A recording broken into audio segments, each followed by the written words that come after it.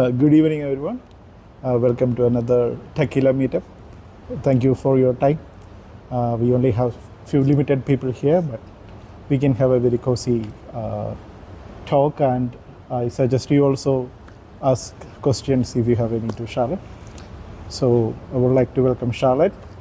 Charlotte is one of the recruiter in Singapore phase, and she has extensive experience in hiring. So we will be listening from Charlotte, her experience and how we can improve our profile, and let's see what could be some of the tips and tricks that we could apply in order to boost ourselves. Charlotte, again, welcome. Thanks for having me. Nice meeting everyone. Yeah. How did you start your career in recruitment? You could have choose a lot of options then.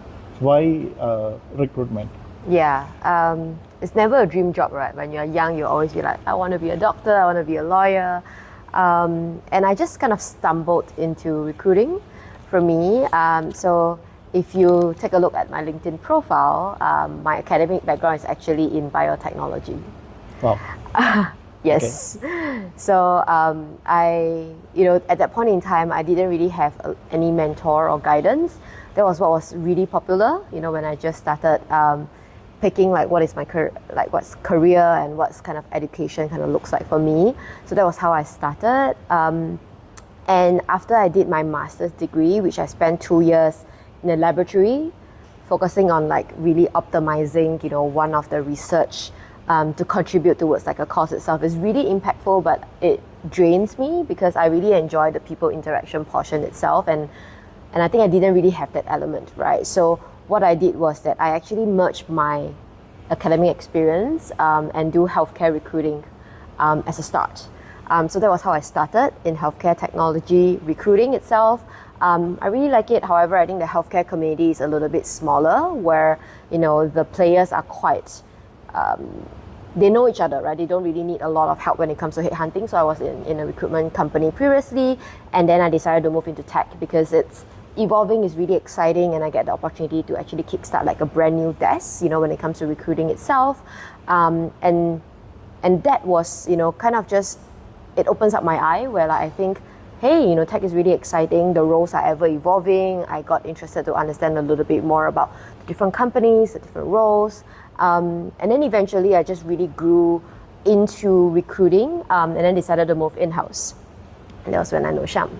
And I think, then the rest is history, where I have been with in-house for almost a decade right now. I would say like close to 9+ years at the moment, and still enjoying every single bit of it. Mm-hmm. That's very interesting. So I had the chance to work with you. Yes. So one thing cool about Charlotte is that whenever my team was hiring, she made our job easy, because it's very hard to reject the candidate which are given by Charlotte, because you can see that they are so much fit. So how do you make sure that, what's your filtering process like? How do you make sure that this is the right candidates for this job? Yeah, I have been recruiting for like across different type of positions, like in tech, like product, engineering, data. And right now I'm focusing a lot more on like a combination of more corporate roles, like combination of sales, marketing kind of positions. One thing that I really like is that I just go and sit with the team. I think I still remember when I was working with Sham, I just sit next to them and just monitor, like kind of see how they do on like a daily basis, ask them questions, right? What do you do? Like, what are the biggest challenges that you face? How do you work with different teams, right? Then I formulate a little bit of an understanding around what they do on a daily basis, what are the challenges, what is really important for them, and then translating it when I actually talk to candidates, which I think it paints a really clear picture about what they are expecting, about the role, about the team, as well as about the organizations, right? And I really enjoy that piece for me, where I get to ask a lot of questions, and then connecting the dots itself, right? And then of course, at the same time, build amazing friendship with different people and understand a little bit more. I think my greatest joy is when I talk to the candidate, towards the end, they're like, especially with software engineers, they're like, can I check if you actually code? or if you are an actual engineer yourself. And when I said no, they were really, really surprised because, you know, the way how I ask questions, the way how I talk about the role itself, it seems like I know how to code, but I actually don't. So I think that's where it gives me a lot of satisfaction. And I think it's the same, right? When I do sales hiring itself, they're like, were you a salesperson before? Because you actually know what it's doing. And I think that's kind of that secret recipe where I get to really go in details, you know, rather than just take the job description and then kind of regurgitate what that means, because it's actually a lot more than that. Yeah, I remember when I had the call with you for the first time, I felt it like it's the first tech interview. Seriously, then I was like, okay, when's the next second round of tech interview then? No, this is HR screening, okay. So because Charlotte was asking me, okay, all the basics of testing, automation, implicit weight, explicit weight, all the terms, and she knows it.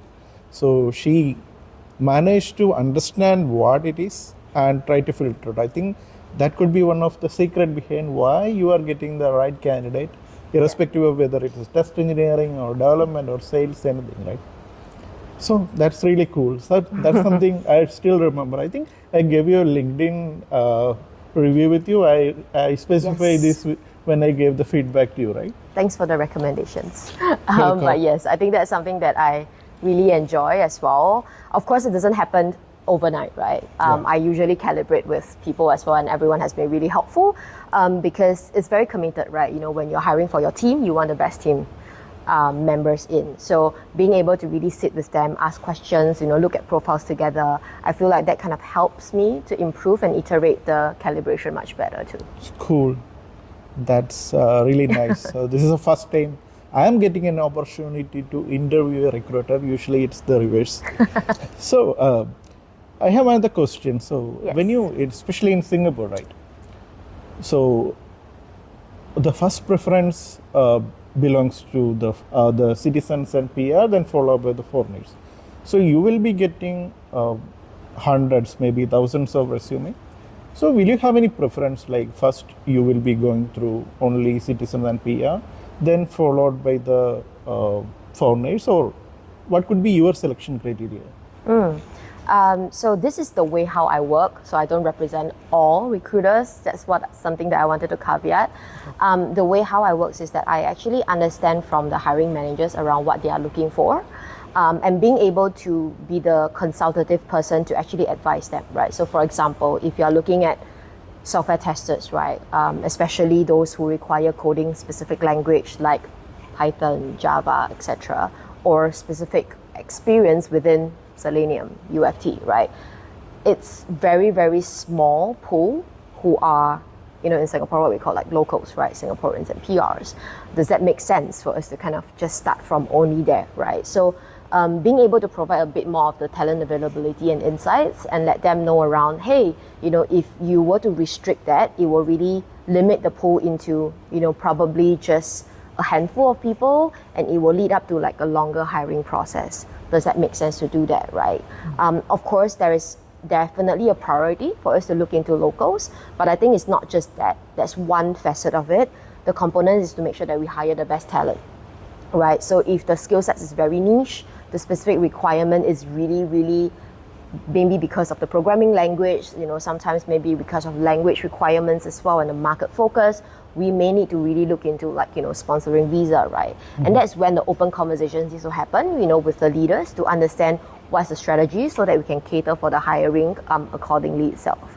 And I think that's usually what I do, you know, to really advise. So I wouldn't say, you know, the typical kind of process is how it is, but you have to be very role specific. And I think at the same time, really looking at the interview flows itself. I review like a lot of candidates on a daily basis. I talk to candidates on a daily basis. Like look through, talk to people like maybe 100 a month, I mean. And the way how I prioritize, I think a lot of it is through, of course, you know, in the event where if they are internal candidates, you know, within the same organization who are interested in the position, they will be the first priority, followed by referral candidates as well, and then followed by like applications, right? So I think, you know, what stands out a lot is really the resume. You know, I look into job responsibility. I look into specific achievements that you have done as well. So rather than just talk about like your daily kind of work, like what kind of impact that you have made for the organization, right? What is a specific kind of tangible outcome? You know, how much time that you have improved from there, you know, what are the scripting that you have actually done to improve a specific testing skills that you have done as well, right? And that kind of showcase about the ability for you to really do that core work. And I think on top of that, software engineers are not just doing coding, right? You need to interact with a lot of people, communicate with product managers, you know, other team members. How do you work towards like a common goal together? And I think those achievements are able to really help me see a little bit clearer around what kind of talent to look at, so that, you know, we will make sure that the funnel down is very specific. Got it. So Yeah. the first thing that a candidate has to go through is like make the visibility, right? So their resume should have something which should catch your eyes. Yeah. So do you use any tools, or you go through the resume? How does it happen? Yeah, so most of the companies, including like what I do, is that, you know, we go through like an application tracking system. So it will flows into like one of the job openings. Everyone applies to that job openings. I review from there. A lot of people think that there is like an AI behind it. No. I single-handedly review every single candidate in the process as well. And I think the intention behind it is that we want to reduce bias, right? Because there are certain things that, you know, resumes or robotic kind of capturing can only see that much. I know there are certain application tracking system will provide like visibility, maybe like the top 20 profiles based on like the keywords itself. Then it helps a recruiter to prioritize better. But the way how I do is that I review every single profiles. Okay. Do you have any favorite resume template, or what should be the best section that a resume should have? It should be minimal, it should be a one page, or it should be description? Yeah, I like that question, because a lot of the people come and ask me and say, my resumes, do I need to put it as like one page? The answer is no. I think, you know, coming in from a community of testers, right? You know, we look into creating experience that's delightful for the users. You know, I've seen everyone try to kind of squeeze everything in a page where like you get so many information left, center, right. There's like 3 alignment and there's like everything going on, and your eyes just don't know where to go. I think ultimately my tips is just make sure that it flows well. Like the simplest thing around, you know, putting your name up top, your email address, your contact number, because that's where we need to know. I don't need to know your address. I don't need to know how old are you. That's completely fine, because it doesn't impact the way how I hire, right? And then we go into like, of course, career experiences, you know, making sure that it's very clear. I like to see achievements rather than responsibilities, because I can clearly see what are the both quantitative and qualitative like outcome and results that you have made for the organization. And then of course the skill sets, right? There are specific hard skills, especially for software engineers, as well on like the coding languages and the things that you do, which I think is very important as well. And certain philosophy, for example, like SDLC, etc., like the familiarity of it. I think that's also one of the components. But you don't need to put like every single details in. I like it in a bullet form, where it's very, very clear, very, very crisp.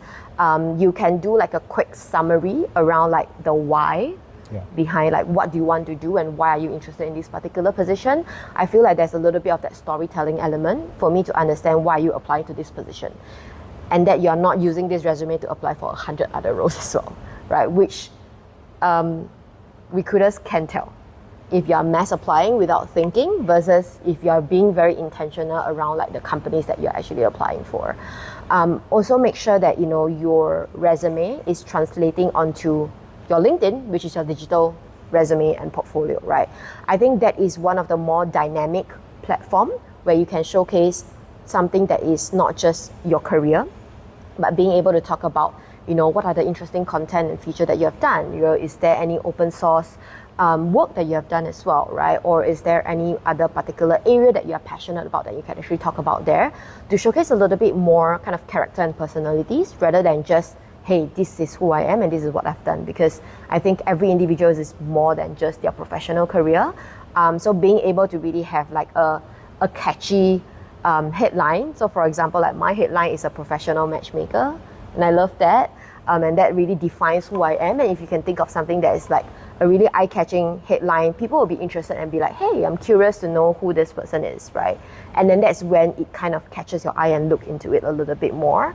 I think it's also very important for mid-career switches, especially for those people who want to, go through a career pivot. It could be from manual testers to automated testers, or maybe move out of the testing world itself.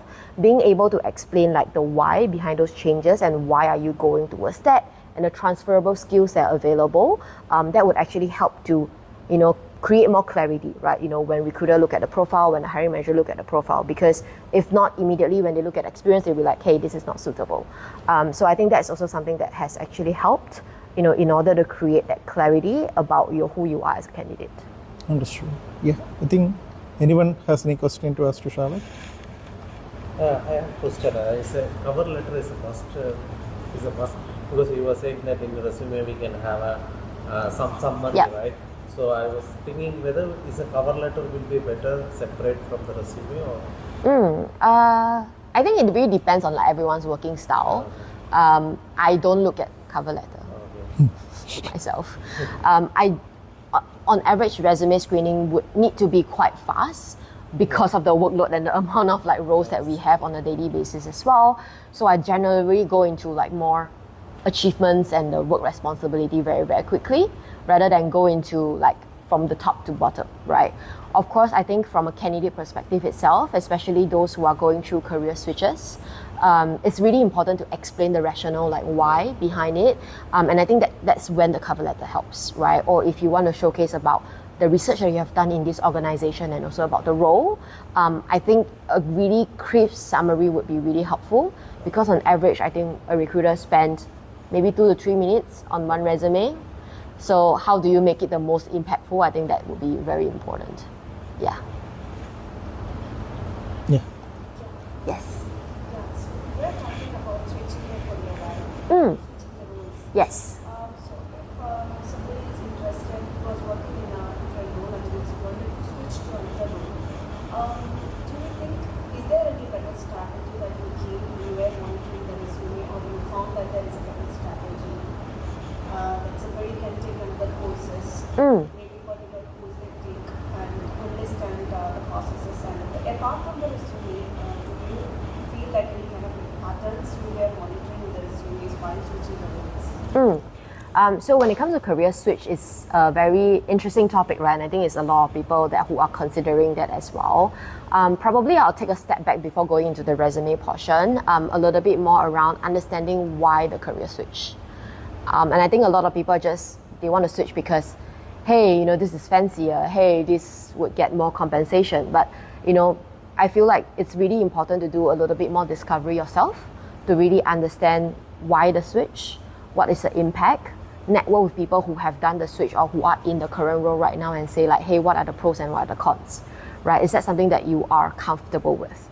I think after the self-discovery, once you have committed to doing that, I think that will be when it will help you to structure your thought process a little bit better, and be more intentional, right? So once you're like, okay, I want to do the career switch, I know the why behind it, this is my passion and this is what I want to do, let's do that, right? And I think networking with people, understanding about like, actually people doing the job on like what it is actually about, rather than, hey, I think it's fancy, so that's what I want to do, right? Because you may see only the fancy side of things, but how about the challenges, right? How about on a daily basis? Especially with the current like AI who is transforming the way of we work, would that be replaceable by AI, right? I think those are the important conversations that you need to have as well. And then once that happens, when it comes to like going into the career switch, I think it's really important to make sure that your resumes, your LinkedIn profile, and yourself in terms of like the way how you portray and your narrative about your own personal journey translate that career switch. I think a lot of people say, I want to switch because this is better, but what is the deeper reason behind it? I think it has to be translated in everything that you say so that it is really more impactful. I think that is one. The second thing is that you may want to also consider that the career switch would involve you to require to take certain certification if there are certain hard skills that will be required. Maybe you want to consider doing that if it's important. or maybe consider contract jobs to begin with. I think that is a really good starting point for you to consider, and then it can also showcase to people that, hey, you have the ability to do that job, right? Or if you are currently in an organization and you want to do a career switch, is there an opportunity for you to do a stretch assignments internally and say, hey, I'm interested to do that. Can I, think about like a 3-month, 6 month project that we work together, and then eventually, if there's an opening available in the other team, can I then apply for a switch there? And I think that's where you can kind of reduce the risk a little bit more, rather than just go full in. If you want to go full in, that's completely fine. Be aware that you may take a step back in terms of like the compensation, if it's required, or maybe contract jobs as well, to really showcase your learning ability. And then eventually, I've seen a lot of people who have done successful mid-career switches, and then they are really happy and more successful in their switch as well. So I think it really differs, but I feel like what's important is anchoring around like why you want to do that, because if things get tough, at least you can go back to it and say like, okay, this is why I do it, right? Rather than and give yourself a timeline to it as well, right? Of course, you want to do this for sure, but there has to be certain financial expectations, like realistic expectations has to come in, right? Everyone has bills to pay. So usually I would also recommend like put a timeline to it as well, and revisit it regularly, right? And say, okay, it's been a year, I want to do the switch. These are what I've achieved. These are the downside. Do I still want to do this, or do I want to go back into it, right? So I think when it comes to important decisions, this is the way how I make decisions through like 3 different pillars. One pillar is my strength, like is this leveraging my strength? The second part is that my passion, does that bring me joy? Is there meaning into it? And the third part is of course the financial component, right? Does that make sense? Is this paying my bill? Is that going to be a concern? And being able to find that intersection, I feel like that's what kind of connects into like a deeper meaning and leads me to enjoy like what I do a little bit more.